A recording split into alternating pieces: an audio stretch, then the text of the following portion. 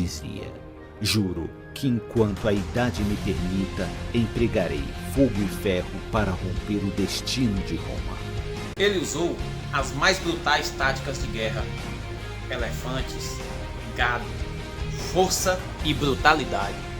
Foi o maior inimigo dos romanos, a quem desafiou para o combate até a morte. Nasceu em 247 a.C., na antiga Cartago. Filho do general Hamilcar Barca, líder do exército cartanês que, derrotado por Roma na Primeira Guerra Púnica, iniciou uma série de conflitos armados entre os povos. Aníbal acompanhava sempre o pai no campo de batalha. Reza a lenda, o pai o teria feito jurar ódio eterno aos romanos diante dos deuses. Quando já era general, Aníbal percorreu todo o interior da Península Ibérica para recuperar-se de perdas na Primeira Guerra contra Roma.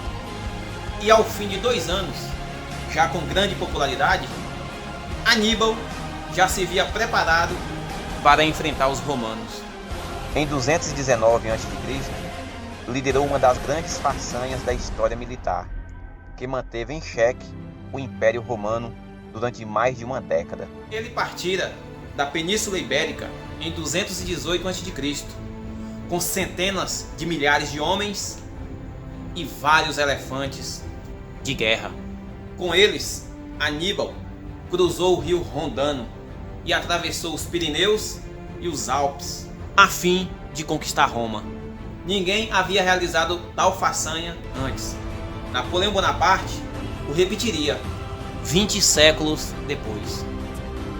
Após 3 vitórias espetaculares, nas quais se distinguiu por sua capacidade de determinar as forças e fraquezas próprias e dos oponentes, conseguiu dominar o sul da Itália.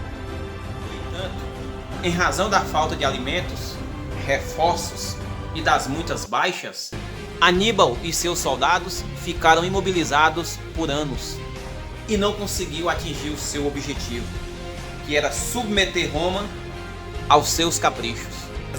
Inovador, Aníbal trouxe um recurso bélico até então não visto na Europa: elefantes. Os animais eram utilizados antes pelos exércitos indígenas da Ásia, mas nunca pelos da Europa. A maior parte dos europeus nunca havia antes tido contatos com os animais. Por isso, rumores de como os bichos eram extremamente violentos e devoravam homens eram considerados verdade. Se utilizou dessa imagem errônea para psicologicamente aterrorizar os romanos. O exército cartanês era menor, mas eles estavam com elefantes, que davam suporte à cavalaria. Do exército cartanês pelos Alpes, os soldados acabaram encontrando tribos ortis, que entraram em confrontos com os soldados de Aníbal. Em certas partes do caminho, não havia passagem, o que exigiu que eles mesmos as abrissem. Muita criatividade, artimanhas, força e brutalidade. Existem teorias que apontam que, para passar pelas rochas intransponíveis da cordilheira, eles queimavam troncos de árvore em cima dessas pedras. E em seguida, jogavam vinagre para fazer com que as pedras esfarelassem. Outros já dizem que o exército cartanês levava um reservatório de água gelada, que era jogada sobre as rochas após montarem uma fogueira. Assim, com o choque térmico, elas enfraqueciam e então era possível atravessá-las. Os romanos, por sua vez, não tinham a mínima ideia dos movimentos dos soldados de Aníbal. Ele atacava de onde menos se esperava.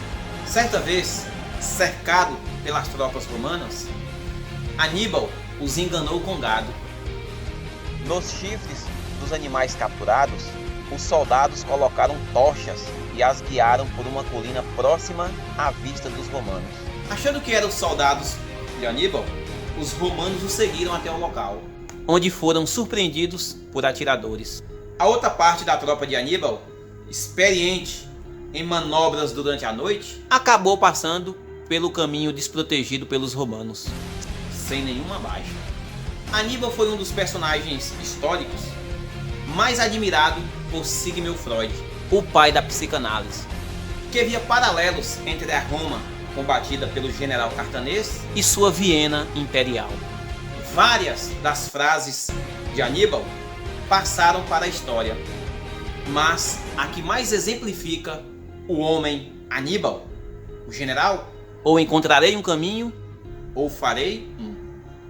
Depois de tantas décadas em confronto com Roma, em 183 a.C., Aníbal, ante a iminente captura pelo exército romano, decidiu acabar com a própria vida, tomando o veneno que sempre levava no seu anel.